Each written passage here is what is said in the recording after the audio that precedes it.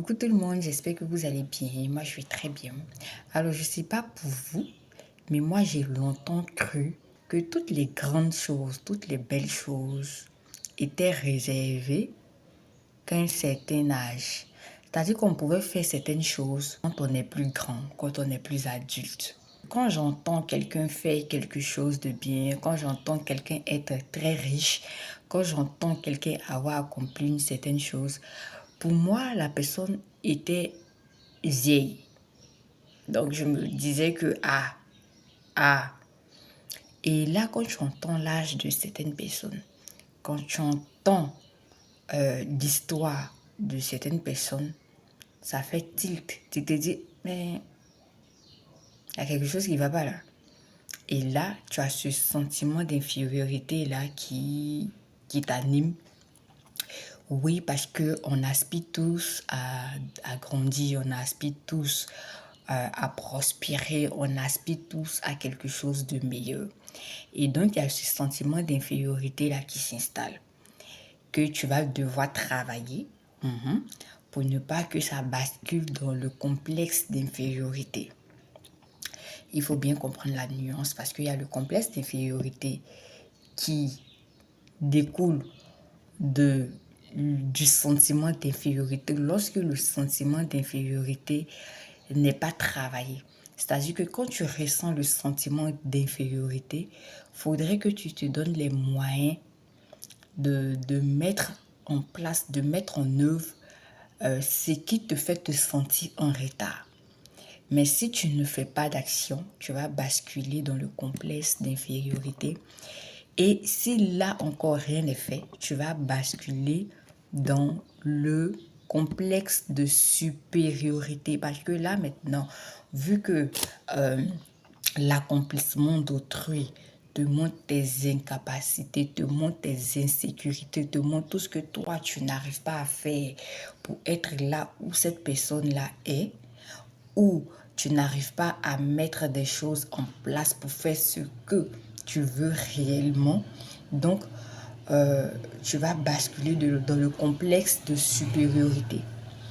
Et là encore, le complexe de supériorité va t'emmener à la vantardise. Et donc, si tu ne veux pas être une personne vantarde, faut que tu commences à travailler ton sentiment d'infériorité lorsque tu es face à une personne qui accomplit des choses. Quand tu es face à une personne qui te montre tes insécurités, qui te montre ton incapacité, qui te montre que c'est possible de faire certaines choses que toi tu veux, que tu juges ne pas être possible, il faut que tu travailles dessus. Donc pour revenir à ce que je disais, c'est que j'ai longtemps pensé que ça n'arrivait qu'aux grandes personnes, qu'aux adultes, quoi. C'est vrai que je suis une adulte, mais je me suis dit que ça arrivait aux adultes. Et quand tu te rends compte que cette personne a le même âge que toi, c'est un peu bon. Mais quand tu te rends compte que tu es plus âgé que cette personne-là, tu te dis, mais tiens, faut que je fasse quelque chose, je suis en retard. C'est vrai qu'on nous dit de ne pas nous comparer, et c'est bien de ne pas se comparer. Mais il faut faire une distinction quand il s'agit de comparaison, parce que pour moi, il y a des comparaisons qui sont des boosts. Il y a des comparaisons qui sont des perturbateurs endocriniens. Donc, la comparaison qui est perturbatrice endocrinienne, c'est lorsque tu te compares sur des sujets uniques. Donc, il y a des sujets uniques sur lesquels on ne peut pas se comparer. Mais les comparaisons qui sont des boosts, ce sont des comparaisons sur naturellement des sujets généraux. Donc, ça te booste. Et quand tu vois ça, ça doit te servir d'inspiration. Tu dois te dire que si plus petit ou égal à moi arrive à faire ça, c'est que c'est possible pour moi. C'est qu'il faut que je m'y mette. Et c'est pas forcément faire la même chose que la personne. Mais souvent, on a des projets, on a des envies qui sont enfouies. Et comme je l'ai dit tantôt, on ne se donne pas les moyens de les réaliser parce que soit on se dit que c'est impossible, soit on se dit que ce n'est pas encore le moment, soit on se dit que ça va se faire par magie et par miracle. Et lorsqu'une tierce personne arrive à réaliser cette chose-là, ça dépoussière nos projets. Et donc, quand tu te situes dans ce schéma-là, donc quand quelqu'un réveille en toi le projet que toi, tu as voulu faire, c'est là que ça te sert d'inspiration et il n'y a pas d'honte à mettre en place ce projet. Dans mon cas, lorsque j'ai sorti mon livre, il y a plusieurs personnes que ça a inspiré. Il y a certaines personnes qui m'ont dit oui, j'avais envie d'écrire depuis longtemps, mais c'était dans les placards.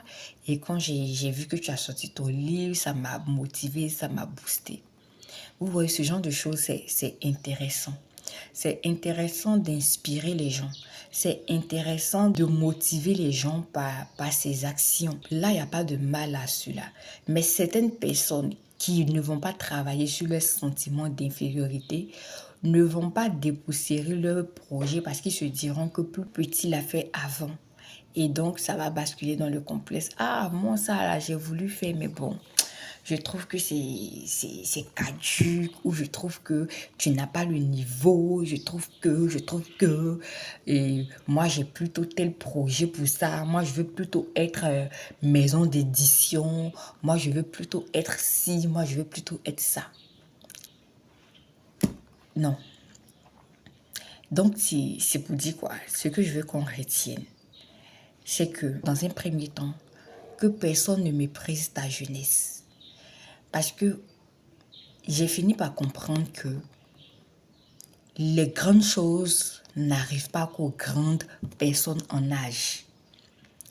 Et que, étant jeune, nous avons encore du temps, nous avons une longueur d'avance. Et comme je viens de le voir dans l'une de mes lectures du moment, l'auteur il a dit que les jeunes ont une longueur d'avance sur les adultes. C'est-à-dire qu'on a encore le temps de faire des choses. On a encore le temps parce que nous, on peut apprendre des autres. On peut partir de leurs erreurs. On peut mettre des choses en place. Alors que eux, quand on regarde les choses, ils n'ont plus vraiment ce temps-là. C'est vrai qu'un jeune peut partir avant un adulte. Mais si on veut rester dans ce que vous savez, on a encore du temps. Donc, c'est dès maintenant qu'il faut mettre en place tout ce dont on a envie. C'est dès maintenant qu'il faut faire les grandes choses. C'est dès maintenant qu'il faut commencer à économiser pour être millionnaire. Moi, avant, je pensais que pour être millionnaire, là, faudrait être trentenaire, faudrait être quarantenaire, faudrait être ce que vous savez. Mais quand tu vois un jeune de 23 ans, de 25 ans, de 26 ans accomplir de grandes choses, non, mais tu te dis que non, mais il faut que tu te réveilles. Tu vois les gens bien parler, les gens accomplissent des choses. Franchement, dis-moi, je pensais qu'ils étaient vieux. Moi, je pensais que la sagesse, les grandes choses, la richesse, tout ça, tu as ces choses-là lorsque tu grandis en âge. Ça ne veut pas qu'il fallait travailler, il fallait mettre les choses en place. Mais là, je sais, c'est fini. Ça commence maintenant. Le pragmatisme prend le dessus. Et je t'invite à faire pareil. Ok? Bisous.